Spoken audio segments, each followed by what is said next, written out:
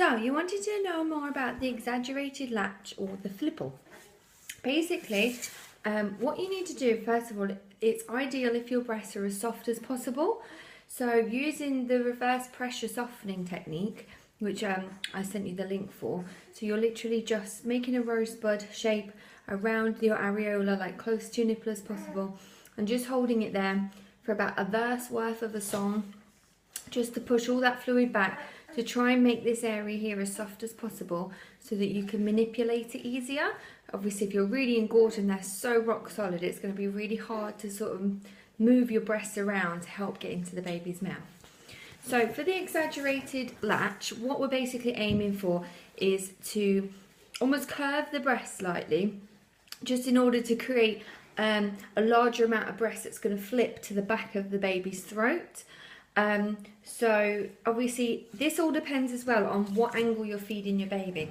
Obviously, because you've had a C-section, it's most likely that you'll be feeding cross cradle or rugby hold. So what you need to do is, when you obviously say you'll have your baby in this arm if you were feeding on the left side, and then you've got this arm free, put her arm nicer, this arm free in order to help basically manipulate your breast to be the exaggerated latch.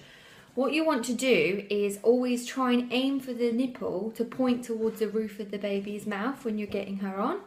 That's because obviously what we want to do is flick it to the back of the throat. So if you're not angling it right, you'll be flipping it to her cheek, for example, as opposed to the back of the throat. So if you hold her as you would normally on a cross cradle, for example, then the roof of her mouth is obviously pointing this way.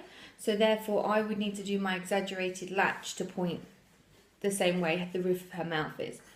So with the exaggerated latch, in the same way that you'd compress your breast, you can hold it at the same angle. And what you want to do is, when your breast is soft enough to be able to, you literally pressurize the breast, but more so where your thumb is than your forefinger.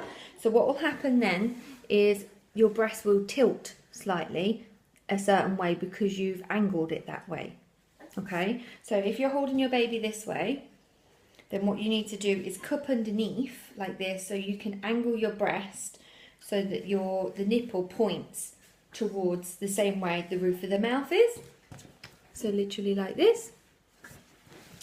And then as she opens really wide, if you know, as she normally would when she approaches the breast, she'll be really wide, and you'll press in here to make your nipple point in the opposite direction, so that when she comes over, you let go, and then more of the breast is going to get into the mouth at once, as opposed to you doing nothing and then hoping she does it herself.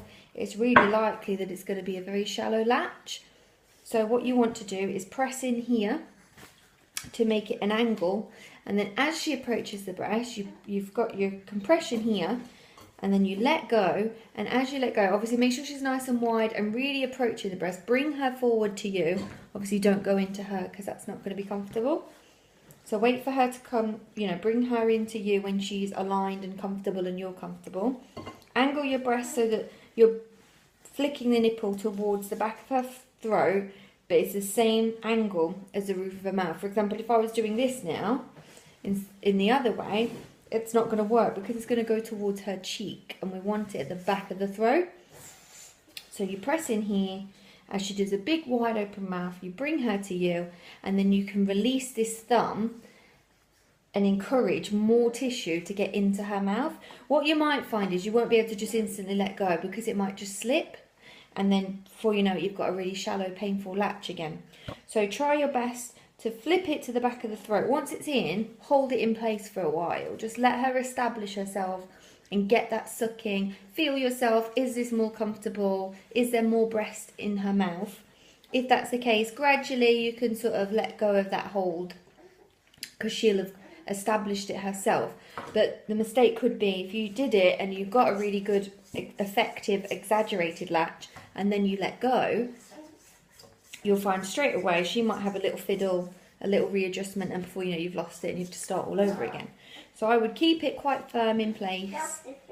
Again, hold behind her ears, you know, the bones behind her ears, not behind her head, because she's not going to like that and she's going to panic.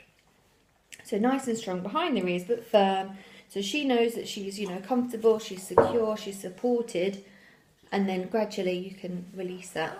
Again, if that's not working, take your little finger, pop her out, and just keep trying. If you were doing rugby hold, it'd be the same thing. So you'd support her this side, but obviously the roof of her mouth has changed direction. So you'd be using your thumb this side and trying to point it this side initially. And then as she goes on, you can release that hold and it's going towards the top back of the throat, which is exactly where you want your nipple to be. Hopefully that helps.